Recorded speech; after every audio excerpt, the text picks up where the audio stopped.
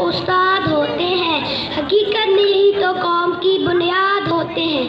سنے روداد ہم جب بھی کسی کی کامیابی کی ہر ایک اداد، یہی تو مرکز روداد ہوتے ہیں، یہی رکھتے ہیں شہر علم کی یہ روح کو روشن، ہمیں منزل تک پہنچا کے یہ کتنا شان ہوتے ہیں۔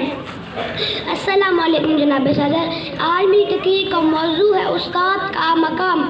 ادب بھی ایک کرینہ ہے محبت کے کرینوں میں، استاد بھی ایک نگینہ ہے جنت کے نگینوں میں۔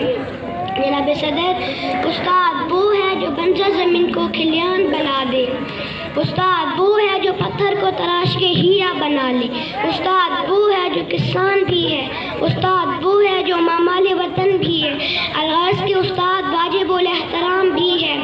جناب صدر، استاد وہ ہے، آپ نے اپنے آپ کو استاد کہا، معلم یعنی استاد کہا اور اس رشتے کو اعلیٰ مثال بنا دیا۔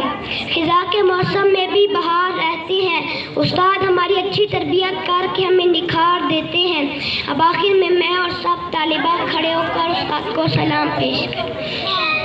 اے میرے استاد، تو ہے ذیشان، تیری عظمت تیری عفت کو سلام۔